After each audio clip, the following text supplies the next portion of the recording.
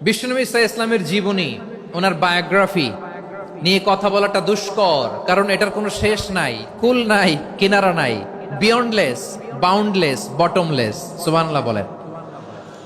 কারণ তিনি তো এমন নবী যিনি হ্যাঁ বললে এটা শরীয়তে হালাল হয়ে যায়। নবীর মুখ দিয়ে যদি বেরোয় হ্যাঁ, নাম, ইয়েস, তাহলে এটা হালাল, ঠিক কিনা বলেন? এ নবীর মুখ দিয়ে যদি না বের হয় যে না, নো, তাহলে এটা শরীয়তে হারাম হয়ে যায়।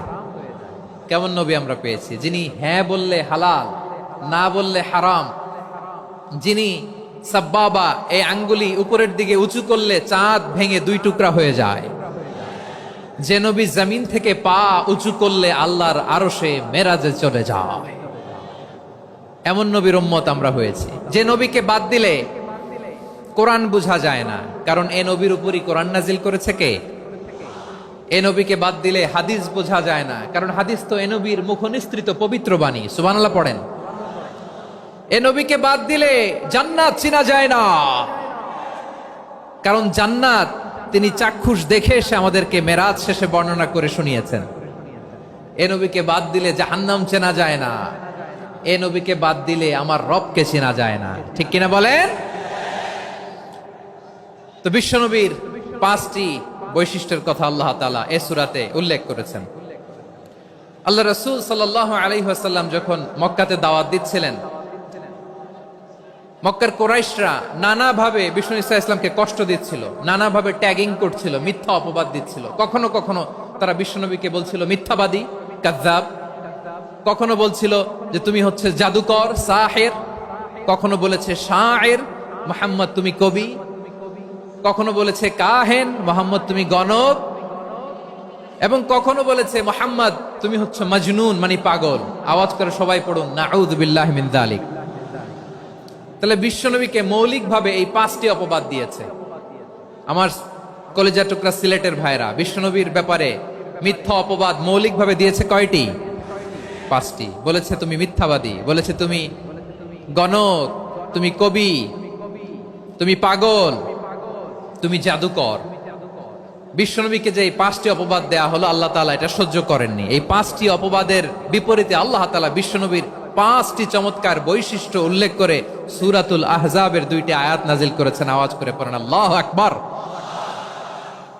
5টি চমৎকার বৈশিষ্ট্য সূরাতুল আহজাবের ভেতরে রব্বুল আলামিন উল্লেখ করে আমাদেরকে জানিয়ে দিচ্ছেন, ইয়া আইয়ুহান নাবিয়্যু ইন্না আরসালনাকা শাহিদান ওয়া মুবাশশিরান ওয়া নাযীরা ওয়া দাঈয়ান ইলাল্লাহি বিইذনিহি ওয়া সিরাজাম মুনীরা। পড়েন আল্লাহু আকবার। রব্বুল আলামিন ডেকে বলেন, ও নবী, নিশ্চয় আমি আপনাকে সাক্ষ্যদাতা রূপে প্রেরণ করেছি, সুসংবাদদাতা রূপে প্রেরণ করেছি, সতর্ককারী রূপে প্রেরণ করেছি, আল্লাহর দিকে আহ্বানকারী রূপে প্রেরণ করেছি, আর আলো দানকারী চেরাগ রূপে, প্রদীপ রূপে প্রেরণ করেছি। পড়েন সুবহানাল্লাহ। 5টা বৈশিষ্ট্য। 1 নম্বরে আল্লাহ তাআলা বললেন, হে নবী, নিশ্চয় আমি আপনাকে সাক্ষ্যদাতা হিসেবে প্রেরণ করেছি। সাক্ষ্যদাতা, বিষ্ণু ঈসা ইসলাম সাক্ষ্য দিবেন, এজন্য শাহিদ। শাহিদ মানে সাক্ষ্যদাতা। আওয়াজ করে বলুন, শাহিদ মানে কি? তিনি সাক্ষ্য দিবেন। মুবাশশির, 2 নম্বর বৈশিষ্ট্য হচ্ছে তিনি মুবাশশির। মুবাশশিরুম বিরাহমাতিল্লাহি ওয়া বিল জান্নাহ। তিনি আল্লাহর রহমতের সুসংবাদ দেন, তিনি আল্লাহর জান্নাতের সুসংবাদ দেন। সুবহানাল্লাহ পড়েন। 3 নম্বর বৈশিষ্ট্য হচ্ছে নাযীর, তিনি সতর্ককারী, ওয়ার্নার। তিনি সাবধান করতে এসেছেন, রিমাইন্ডার দিতে এসেছেন যে আল্লাহর পথে যদি না চলো, শিরকি কাজ যদি না থামাও, তাহলে এমন আযাব আসবে আল্লাহর পাকড়াও থেকে তুমি বাঁচতে পারবে না। তিনি নাযীর। বিষ্ণু ঈসা ইসলামের 4 নম্বর বৈশিষ্ট্য হচ্ছে দাঈয়ান ইলাল্লাহ, তিনি আল্লাহর দিকে আহ্বানকারী। এই যে আমরা আমাদেরকে পরিচয় দেই যে আমরা দাঈ, বলি না? বলি যে উনি হচ্ছেন একজন দাঈ ইলাল্লাহ। বহু বচনে আমরা বলি আদ-দুআত ইলাল্লাহ। এটা কোরআনের এই আয়াত থেকে এসেছে। সুবহানাল্লাহ পড়েন। ওয়া দাঈয়ান ইলাল্লাহি বিইذনিহি, আল্লাহর আদেশে বিষ্ণু ঈসা ইসলাম আল্লাহর দিকে মানুষকে ডাকেন। এবং বিষ্ণু ঈসা ইসলামের 5 নম্বর বৈশিষ্ট্য হচ্ছে সিরাজাম মুনীরা, আলোদানকারী প্রদীপ, আলোকদীপ্ত প্রদীপ, যে আলো দিয়ে তিনি গোটা বিশ্বকে আলোকিত করেছেন। আওয়াজ করে পড়েন আল্লাহু আকবার। তাহলে মোট 5টি বৈশিষ্ট্য নিয়ে আমরা কথা বলবো বিশ্বনবীর। আওয়াজ করে বলুন কয়টি? 1 নম্বরে হচ্ছে শাহিদ, বিশ্বনবী সাক্ষী দিবেন। কি দিবেন? He will be witness for all prophets and for আস।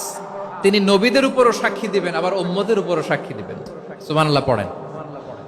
কিয়ামতের দিন আল্লাহ তাআলা প্রত্যেক নবীকে জিজ্ঞেস করবেন যে তুমি কি তোমার উম্মতের কাছে আমি যা যা পৌঁছাতে বলেছিলাম পৌঁছিয়েছো? নবীরা বলবে আল্লাহ আমি পৌঁছিয়েছি। নবীদের কথা ঠিক কিনা, সত্য কিনা, এর সপক্ষে তখন বিশ্বনবী সাক্ষী দিবেন। সুবহানাল্লাহ পড়েন। এজন্য রব্বুল আলামিন বলেন ফাকাইফা ইযা জিনা মিন কুল্লি উম্মাতিন বিশাহীদিন ওয়া জিনা বিকা আলা হাউলাই শাহীদা।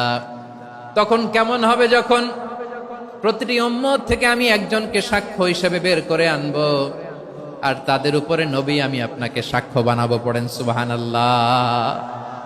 তাহলে সব উম্মতের ব্যাপারে সেই উম্মতের নবীরা সাক্ষ্য দিবে, আর ওই নবীদের উপরে আমাদের নবী বিশ্বনবী সাক্ষ্য দিবেন। সুবহানাল্লাহ পড়েন। এজন্য বিশ্বনবী হচ্ছেন শাহিদ। শাহিদের আরেকটা ব্যাখ্যা হচ্ছে বিশ্বনবী সাল্লাল্লাহু আলাইহি ওয়াসাল্লাম আমাদের সাক্ষীর উপরে তিনি সাক্ষী দিবেন।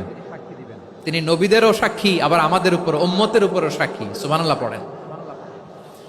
রব্বুল আলামিন বলেন وَكَذَلِكَ جَعَلْنَاكُمْ أُمَّةً وَسَطًا لِتَكُونُوا شُهَدَاءَ عَلَى النَّاسِ وَيَكُونَ الرَّسُولُ عَلَيْكُمْ شَهِيدًا। আর অনুরূপভাবে আমি তোমাদেরকে মধ্যমপন্থী উম্মত হিসেবে তৈরি করেছি, প্রেরণ করেছি। ব্যালেন্সড উম্মাহ, মধ্যমপন্থী উম্মাহ হিসেবে প্রেরণ করেছি, যাতে করে তোমরা সবার উপরে সাক্ষ্য দিতে পারো, আর যাতে তোমাদের নবী হতে পারে তোমাদের উপরে সাক্ষ্যদাতা। পড়েন সুবহানাল্লাহ। আমরা হচ্ছি ব্যালেন্সড উম্মাহ, আমরা সবার ব্যাপারে সাক্ষ্য দিব, আর আমাদের উপর সাক্ষ্য দিবে স্বয়ং বিশ্বনবী। সুবহানাল্লাহ পড়েন।